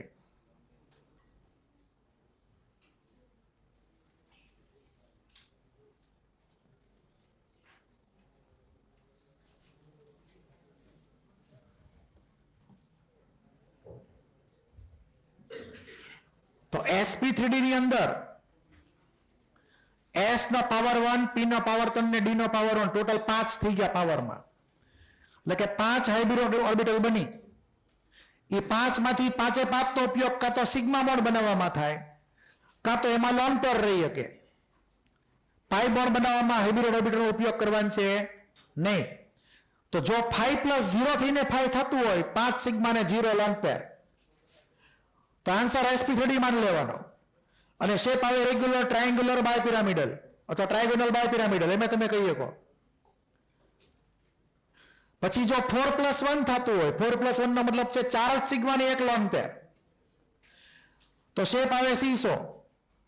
બરાબર? અથવા એનું બીજું નામ છે ડાયસ્ફિનોઇડલ. હવે શેપ કેવો હોય છે? તો ઇમેજિન કરો પંખો, 3 પાંખિયા ઉપર નીચે સ્ટીક માની લ્યો, એક પાંખી ઉડાડ દો ને આ લોન્ટર મૂકી દો. હું મૂકી દો તો હવે જે શેપ થાય એ 2 પાંખિયા ને 2 સ્ટીક નો શેપ થઈ ગયો. થોડુંક રોટેશન આપો તો એ શેપ આવી રીતનો આવશે. રોટેશન આપીએ એટલે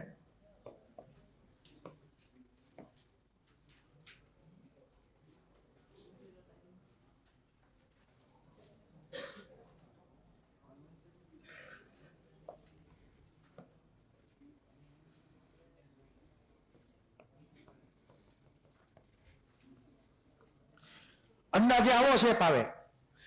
અને બગીચામાં તમે જો ગયા હો તો આ તમને જોવા મળશે. એક છોકરો અહીંયા બેહે અને એક છોકરો અહીંયા બેહે. ક્લિયર છે? યાદ આવ્યું કઈ? બગીચામાં હોય હા અમે બે છોકરા પછી ઉપર નીચે આમ થાય એ પ્રમાણે બરાબર. જો આ ક્લિયર છે, રમે રાખે છોકરા પછી એની રીતે.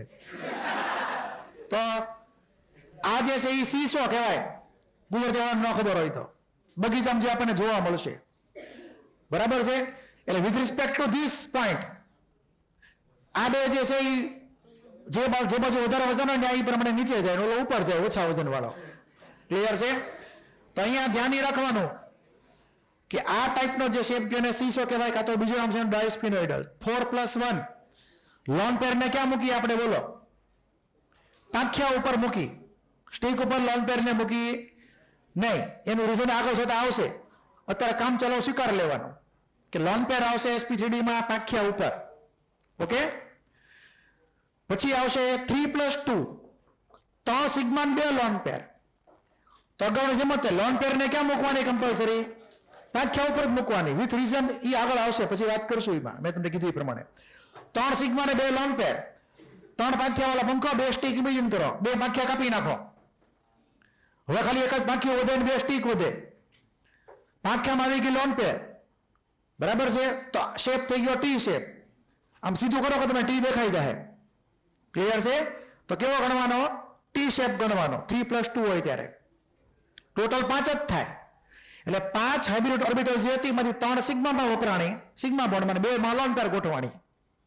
પછી માની લો કે 2+3 છે, તો 2+3 નો મતલબ 2 સિગ્મા ના 3 લોન પેર. તો હવે ઇમેજિન કરો કે 3 જણ પાંખિયા કાપી નાખ્યા પંખાના, બુઠો પંખો હાવ, બરાબર છે. ત્યાં 3 લોન પેર ગોઠવી દો. તો ઉપર નીચે સ્ટીકમાં તમે 2 આઈટમ ગોઠવો તો એ શેપ કેવો થાય? Linear shape. તો 2+3 એટલે લિનિયર ગણ લેવાનો, રેખીય આકાર. એટલું ક્લિયર છે. એના એક્ઝામ્પલ લખેલા છે. તો સ્ટાન્ડર્ડ એક્ઝામ્પલ જે છે, સ્ટાન્ડર્ડ એક્ઝામ્પલ એમાં SF4 છે, સીસો નું સ્ટાન્ડર્ડ એક્ઝામ્પલ. આપણે એનો શેપ થોડી વાર જોઈ લઈએ. પછી 4+1 માં સ્ટાન્ડર્ડ એક્ઝામ્પલ SF4, 3+2 માં સ્ટાન્ડર્ડ એક્ઝામ્પલ CLF3 અને 2+3 માં સ્ટાન્ડર્ડ એક્ઝામ્પલ XEF2 છે. તો ના XEF2 માનજો સ્ટાન્ડર્ડ એક્ઝામ્પલ, તમને વધારે ક્લિયર થઈ થોડીક વાર રહી.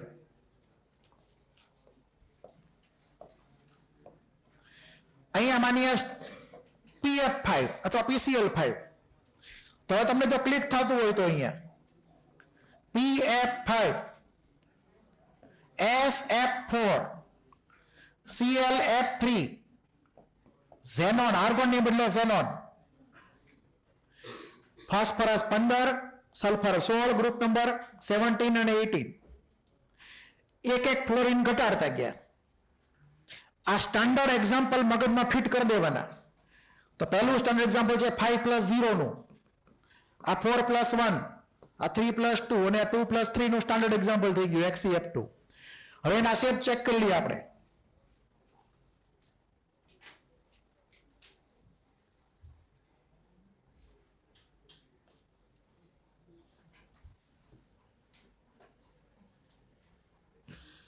તો પહેલી આઈટમ, બીજી આઈટમ, ત્રીજી ચોથી આઈટમ.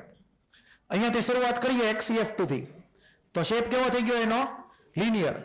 આ 3 લોન પેર એક જ પ્લેનમાં છે, ઇક્વેટોરિયલ પ્લેનમાં, ઓલા પાંખિયાના પ્લેનમાં. આ બંને બોન્ડ સ્ટીક વાળા છે. ઇક્વલ બોન્ડ લેન્થના હશે કે અલગ અલગ બોન્ડ લેન્થના હશે? બોલો.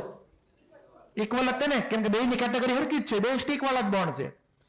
પછી આમાં જુઓ T shape CLF3, 2 lone pair પાંખિયા ઉપર છે, એક પાંખિયામાં બોન્ડ છે સિગ્મા બોન્ડ, 2 સ્ટીકમાં એ પ્રમાણે ફ્લોરિન ગોઠવેલા છે.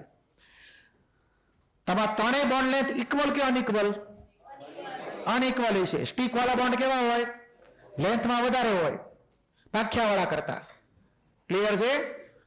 તો અહીંયા CLF3 માં 2 ટાઈપના ફ્લોરિન છે. કેટલા? 2 ટાઈપના. એટલે જો કલર અલગ કરેલા છે, ઉપરના રીતના કલર લાલ છે, સાઈડમાં કલર પર્પલ છે. 2 ટાઈપના ફ્લોરિન છે, કેમ કે 2 ટાઈપની બોન્ડ લેન્થ છે એટલે. પછી SF4 માં જાઓ તો ઉપર નીચે 2 ફ્લોરિન સ્ટીક વાળા, સાઈડ વાળા ફ્લોરિન પર્પલ કલરના અલગ છે, કેમ કે સ્ટીક વાળા બોન્ડ સેમ હોય પણ ઓલા કરતા અલગ હોય, પાંખિયા વાળા કરતા. તો આમાં રીતે 2 ટાઈપ્સ ઓફ બોન્ડ લેન્થ થઈ ગઈ. કેટલી? 2 ટાઈપ્સ ઓફ બોન્ડ લેન્થ. તો 2 ટાઈપ્સ ઓફ ફ્લોરિન થઈ ગયા. તમને સીધો MCQ આવે કે કયા મોલેક્યુલમાં 2 ટાઈપની બોન્ડ લેન્થ છે? તો SF4 માં 2 ટાઈપની બોન્ડ લેન્થ છે, ClF3 માં 2 ટાઈપની બોન્ડ લેન્થ છે, પરંતુ HCF2 માં 2 ટાઈપની બોન્ડ લેન્થ નથી. PCl5 માં છે 2 ટાઈપની બોન્ડ લેન્થ છે, ઉપર નીચેના Cl અલગ, સ્ટીક વાળા અલગ ને પાખ્યા વાળા અલગ. તો PCl5, SF4 અને એ પ્રમાણે ClF3 અલગ અલગ બોન્ડ લેન્થ છે એની 2 ટાઈપની. આમાં એક જ ટાઈપની બોન્ડ લેન્થ છે. એટલું ક્લિયર થઈ ગયું? કોઈને કઈ ડાઉટ હોય તો બોલી જાઓ. હવે તમને કોઈ પણ કેસ આપે તો તમને એનું હાઇબ્રિડાઇઝેશન નક્કી કરતા આવડવું જોઈએ, કેલ્ક્યુલેશન કરીને. બરાબર છે? ક્લિયર? તો આપણે એવા કેસ લઈ લઈએ. ધારો કે અહીંયા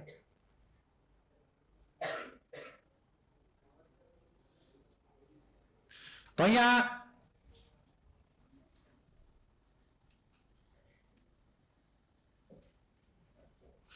ધારો કે આપણે એક એક્ઝામ્પલ લઈએ XeOF2 નું. તો એમાં તો 3 ટાઈપના ટોટલ એટમ છે અલગ અલગ. તો XeOF2 જે છે એમાં XeF2 કરતા શું નવું આવ્યું? બોલો, ઓક્સિજન નવું આવ્યો XeF2 કરતા. આપણને XeF2 નો શેપ તો ખબર જ છે, લિનિયર છે. તમારે બીજું ધ્યાન એ રાખવાનું કે sp3d હાઇબ્રિડાઇઝેશન હોય ત્યારે કમ્પલસરી મોર ઇલેક્ટ્રોનેગેટિવ એટમ હોય, એટલે કે ફ્લોરિન ટૂંકમાં આ કેસમાં, એને કમ્પલસરી સ્ટીકમાં જ ગોઠવવાનો, એને પાંખિયા ઉપર ગોઠવવાનો નહીં. એ હું કામ એવું એ પછી આગળ જતા સમજાશે એક ટોપિકમાં. અત્યારે એનું રીઝન ડિસ્કસ કરવાનું નથી, પણ ગોખી નાખવાનું કે sp3d નો શેપ હોય ડ્રો કરવાનો તો મોર ઇલેક્ટ્રોનેગેટિવ એટમને રાખવાનો સ્ટીક ઉપર કમ્પલસરી. ઓકે? અને સ્ટીક ખાલી 2 જ છે, પછી ધ્યાન રાખજો. અને પછી જે કાંઈ વધે એને પાંખ્યામાં લઈ જવાના. તો હવે આમાં જુઓ તો ઝેનોન થઈ ગયો સેન્ટ્રલ એટમ. કેવી રીતે ખબર પડી ઝેનોન સેન્ટરમાં જશે એમ? તો જો સંખ્યામાં ટાઈ થઈ. પહેલા તો એક ઝેનોન એક ઓક્સિજન છે અને 2 ફ્લોરિન છે. તો પહેલો રૂલ એમ કે છે સંખ્યામાં ઓછો એ સેન્ટરમાં જાય. ન્યા જો ટાઈ પડે તો સુપર ઓવર નાખવાની. અને સુપર ઓવરમાં કોણ આવે? તો કે સાઇઝ. જેની સાઇઝ મોટી સેન્ટરમાં જાય. તો ઝેનોન મોટો કે ઓક્સિજન મોટો? ઝેનોન. તો ઝેનોનને સેન્ટરમાં મૂકો, ઓક્સિજનને સાઈડમાં મૂકી દો. તો આપણે અહીંયા કનેક્ટ કરીએ એ પ્રમાણે. તો ઝેનોનની આરે 2 ફ્લોરિન આવશે સ્ટીક ઉપર. એક જગ્યાએ ડબલ બોન્ડ નાખી દો અને બાકીના 2 લોન પેર ગોઠવી નાખવાના પાંખિયા ઉપર. તો એનો શેપ આવી રીતનો થઈ ગયો. હવે આ શેપને બોલે શું નામ દેવું? T shape. આ ક્લિયર છે? તો આપણે અહીંયા ઓક્સિજનનો ડબલ બોન્ડ મૂક્યો. પાઈ બોન્ડને આપણે શેપમાં કાઉન્ટ કરતા નથી. સિગ્મા બોન્ડ ખાલી શેપમાં આવે, હાઇબ્રિડ ઓર્બિટલ શેપ નક્કી કરે એટલે. તો આ થઈ ગયું XeOF2 નું સ્ટ્રક્ચર. ટી શેપ થઈ ગયો એનો. ડ્રો કરી નાખજો.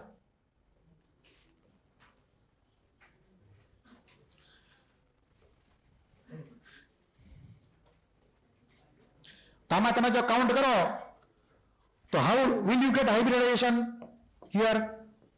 તો કે ઝેનોન ગ્રુપ નંબર 18 છે. ગ્રુપ નંબર 18 એટલે 8 વેલેન્સ ઇલેક્ટ્રોન. કેટલા? 8 વેલેન્સ ઇલેક્ટ્રોન. અને બોન્ડ કેટલા દેખાય છે? 4 બોન્ડ દેખાય છે. તો 8 ઇલેક્ટ્રોન માંથી 4 ઇલેક્ટ્રોન માઇનસ કરવાના કે નહીં કરવાના? કેમ કે પાઈ બોન્ડમાં ઇલેક્ટ્રોન તો વપરાય જ ને કે ન વપરાય? તો ઝેનોનના પોતાના 4 ઇલેક્ટ્રોન વપરાઈ ગયા 4 બોન્ડમાં, વધ્યા 4 ઇલેક્ટ્રોન. ધેટ મીન્સ 2 લોન પેર થઈ. કેટલી થઈ? 2 લોન પેર. તો XeOF2 માં ઝેનોન ઉપર 2 લોન પેર છે. યાદ રાખજો. તમને પછી થોડો વધારે ટીકી ક્વેશ્ચન પૂછે કે આખા મોલેક્યુલમાં તે ટોટલ લોન પેર કેટલી છે? તો યાદ રાખવાનું કે ફ્લોરિન ઉપર 3 લોન પેર હોય, સિંગલ બોન્ડ હોય ત્યારે, અને ઓની ઉપર 2 લોન પેર હોય. તો total number of loan pairs કેટલી થઈ XeOF2 માં? તો 3 ને 3 6, 6 ને 2 8 ને 2 10 લોન પેર થઈ ટોટલ. ઇન્ટિજર ટાઈપનો ક્વેશ્ચન થઈ ગયો. તમારે ધ્યાન એટલું જ રાખવાનું કે લોન પેર અને ટોટલ પૂછેલી છે કે ઓનલી ફોર સેન્ટ્રલ એટમ પૂછેલી છે, એમાં ખાસ ધ્યાન રાખવાનું, કેમ કે એમાં આન્સર આખો ફરી જશે. ઓકે, કોઈને કઈ ડાઉટ હોય તો બોલી જાઓ. યસ, અહીં આવશે આગળ હજી XeOF3 એવું નથી બનેલું એલા ક્યાંય. જે બનેલા છે એ બધા આપણે લખેલા છે, એટલે એ બનતો છે તો એનો શેપ પછી વર્કઆઉટ કરવો પડે. કોઈક આયન હોય કે ન્યુટ્રલ મોલેક્યુલ નો હોય, એટલે it's not a neutral molecule. આ થઈ ગયો XeOF2 જે અવેલેબલ છે 12th ની બુકમાં તમારે ભણવાનો આવશે પી બ્લોકમાં. લખાઈ ગયો ને બધાને? હવે માની લો કે હું અહીંયા XeO2F2 કરી નાખું, એક ઓક્સિજન વધારે દઉં, તો અગાઉની જેમ જ તે ફ્લોરિનને ક્યાં રાખવાના? કમ્પલસરી સ્ટીક ઉપર જ રાખવાના, એની સિવાય એને બીજે કોઈ જગ્યાએ ગોઠવવાના નથી. તો અહીંયા ઝેનોન ઉપર નીચે ફ્લોરિન. હવે 2 ઓક્સિજન છે ડબલ બોન્ડ વાળા, તો એને મૂકી દેવા પાંખિયા ઉપર, તો એક લોન પેર આવશે પાંખિયામાં. તો આ શેપ કેવો થઈ ગયો? સીસો. બરાબર, 4 સિગ્મા એક લોન પેર, 4+1 SF4 નો ભાઈ થઈ ગયો આ હગ્ગો. બરાબર, તમને ઓરિજિનલ કેસ યાદ હોવો જોઈએ. તો અહીંયા એ પ્રમાણે આન્સર થઈ ગયો સીસો શેપનો. પછી લોન પેર બોલો, ટોટલ લોન પેર કેટલી?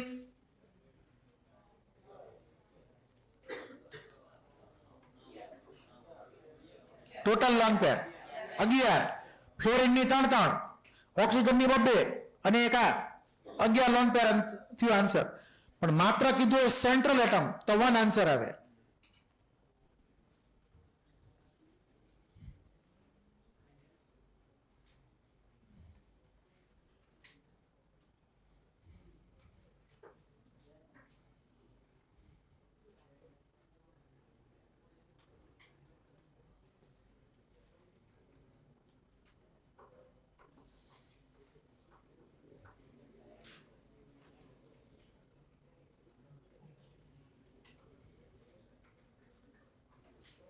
લખાઈ ગયું?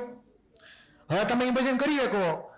હવે XeO3F2 લખી નાખો તો ક્યાં આવે બોલો? XeO3F2 અહીંયા જાવ ને ઓક્સિજન નવો, તો શેપ થઈ ગયો ટ્રાયગોનલ બાયપિરામિડલ. ઓકે, અહીંયા લખેલો છે XeO3F2. કોઈને કઈ ડાઉટ હોય તો બોલી જાઓ. તો તમને ટોટલ લોન પેરે પૂછીએ કાંઈ, સેન્ટ્રલ એટમ ઉપરની લોન પેરે પૂછીએ કાંઈ, કેટલા સિગ્મા કેટલા નો પૂછીએ કાંઈ એ પ્રમાણે, ટાઈપ ઓફ બોન્ડે પૂછીએ કાંઈ એ પ્રમાણે.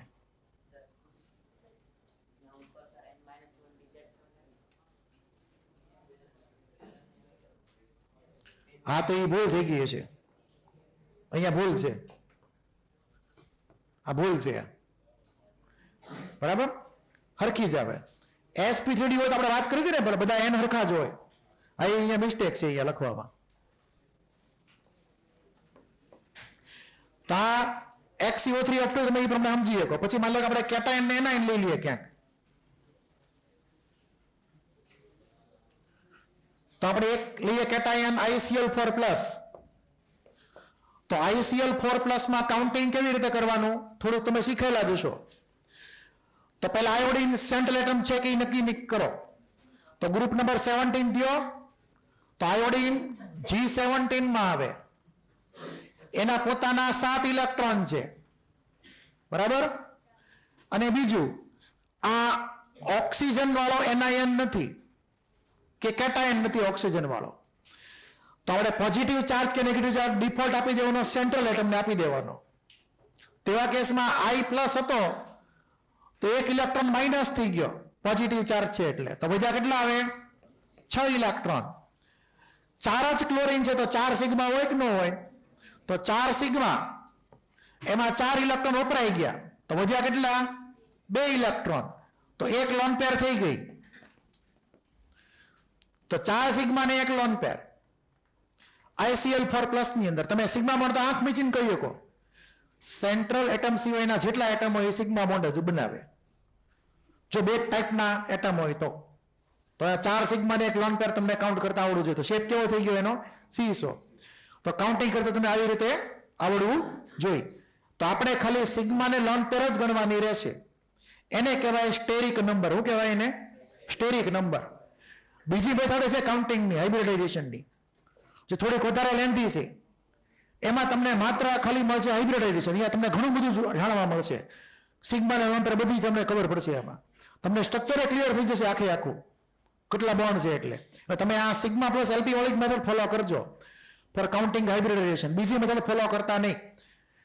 એમાં ઘણા બધા એક્સેપ્શન આવવાના આગળ જતા. એટલે આ મેથડ એવરગ્રીન મેથડ છે, કોઈ ભૂલ નહીં પડે એમાં તમને ક્યારેય રીતે. પછી માની લો કે આપણે કોઈ કેટાયન લઈ લઈએ, સોરી એનાયન લઈ લઈએ. હવે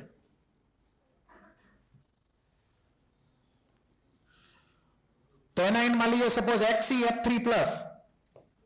અહીંયા લખેલો છે XeF3+. તો XeF3+ પોઝિટિવ ચાર્જ છે. ઓક્સિજન ક્યાંય છે નહીં. ડિફોલ્ટ પોઝિટિવ ચાર્જ તો નેગેટિવ ચાર્જ તમારે આપી દેવાનો સેન્ટ્રલ એટમને, ઓક્સિજન ન હોય ત્યારે. તેવા કેસમાં આપણે ઝેનોન નો ગ્રુપ નંબર કયો? 18. તો આ G18 થઈ ગયો. તો કેટલા વેલેન્સ ઇલેક્ટ્રોન થયા? 8 વેલેન્સ ઇલેક્ટ્રોન. એમાંથી 3 ફ્લોરિન ના 3 સિગ્મા લઈ લેવાના. તો -3 ઇલેક્ટ્રોન સિગ્મા વાળા, 3 સિગ્મા બોન્ડ છે એટલે. તો વધ્યા કેટલા આવે? 5. તો 5 ઇલેક્ટ્રોન વધ્યા. પોઝિટિવ ચાર્જ રહી ગયો માઇનસ કરવાનો. તો કાંઈ વાંધો નહીં, હાલો હવે માઇનસ કરી નાખીએ, એમાં હું નહીં હાલે. કાઉન્ટિંગમાં તો સાચું જ પડશે, ગમે ત્યારે માઇનસ કરો પ્લસ કરો. તો 8 માંથી 3 ગયા, 5 રહ્યા, 5 માંથી હજી 1 ગયો પોઝિટિવ ચાર્જ છે એટલે વધ્યા કેટલા? 4. તો 2 કેટલી લોન પેર થઈ? 2 લોન પેર થઈ. તો XeF3+ માં 3 સિગ્મા 2 લોન પેર. બોલો કેવો શેપ થાય? T shape. કોનો ભાઈ થયો? ClF3 નો ભાઈ થયો. હગો ક્લિયર છે? તો તમને એટલીસ્ટ આવા કેટાયન કે એનાયન આપેલા હોય તેમાં કાઉન્ટિંગ કરતા આવડવું જોઈએ. બરાબર? તો અહીંયા ઘણા બધા કેસ તમને એવી રીતે આપેલા છે, તમે જાતે એ પ્રમાણે વર્કઆઉટ કરી શકો. તો આ બધા હતા. પછી I3- ની એક વાર વાત કરી લઈએ. તો I3- કયો કે Br2- કયો કે Br3-1 કયો, અથવા ClF2-1 કે Ba2-1. આ બધામાં જો હેલોજન જ છે. આ બધામાં દેખાય છે 3 હેલોજન છે ટોટલ. કાં તો હરખા કાં તો અલગ.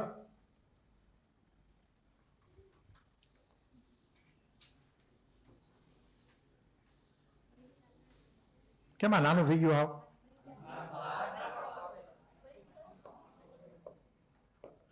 હવે I3- ની વાત કરીએ તો I3- માં તમારે સેન્ટ્રલ એટમને નેગેટિવ ચાર્જ આપી દેવાનો, આંખ નીચીને. બાઉન્ડ્રી વાળા એટમને નેગેટિવ ચાર્જ આપવાનો નથી, ભૂલવાનું નથી આમાં. તો એ પ્રમાણે જઈએ તો I-1 ઉપર I, નીચે પણ I. તો I-1 એટલે ગ્રુપ નંબર થઈ ગયું 17. તો 7 ઇલેક્ટ્રોન વેલેન્સમાં 1 ઇલેક્ટ્રોન એડ કરશો કેમ કે નેગેટિવ ચાર્જ છે એટલે 8 ઇલેક્ટ્રોન થઈ ગયા. 2 આયોડિન છે બીજા સેન્ટર સિવાયના, તો એને માઇનસ કરી નાખો તો વધે 6 ઇલેક્ટ્રોન. તો થઈ ગઈ 3 લોન પેર. તો 2 sigma 3 lone pair, 2 + 3 linear shape થઈ ગયો. XeF2 નો હગો ભાઈ થયો. તો આવું બધું તમને વર્કઆઉટ કરતા અમુક સેકન્ડ થવી જોઈએ. કેટલી? અમુક જ સેકન્ડ. 1 મિનિટ નહીં લેતા આવું બધું વર્કઆઉટ કરવામાં. એટલે તમને જે બધી ઝેરોક્સ આપેલી છે એમાં જો આ ઘણા બધા એક્ઝામ્પલ તમને લખીને આપ્યા. એ તમારે મેન્ટલી વર્કઆઉટ કરવાના, મેન્ટલી વર્કઆઉટ કરવાની ટેવ પાડવાની, પેનથી લખીને નહીં. આ ક્લિયર છે? જેટલું તમે મેન્ટલી એપ્લાય કરશો આની અંદર તો તમને વધારે સ્પીડથી વિચારતા આવડશે, જો પ્રેક્ટિસ કરેલી હશે તો. અને આવા તમને 1-2 સેકન્ડમાં આન્સર આવડશે આગળ જતા. આવા અધરવાઇઝ તમે જો કેલ્ક્યુલેશન તો દેશી મેથડથી તો વાર લાગશે તમને કેલ્ક્યુલેટ કરતા. એટલું ક્લિયર થઈ ગયું? આમાં કોઈને કઈ ડાઉટ હોય તો બોલી જાઓ. હવે આ વાત હતી sp3d ની, પણ જો તમે sp3d2 માં જાઓ, ધારો કે આપણે ઉપર છેલ્લી વાત કરી લઈએ, 5 મિનિટ છે તો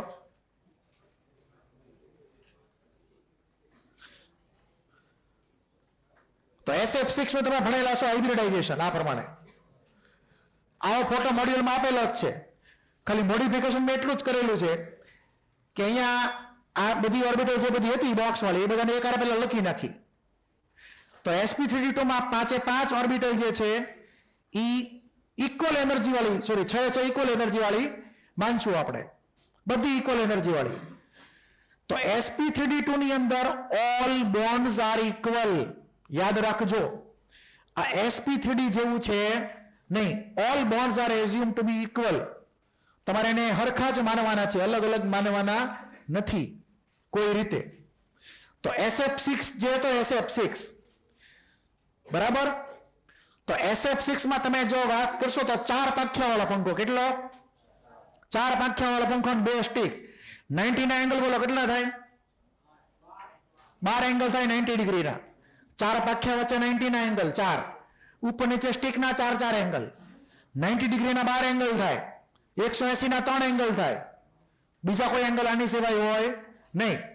ઉપરની સ્ટીક જે છે એને તમે 4 માંથી ગમે એ 2 પાંખિયા બંધ કરો તો 4 ટ્રાયંગ્યુલર ફેસ મળે.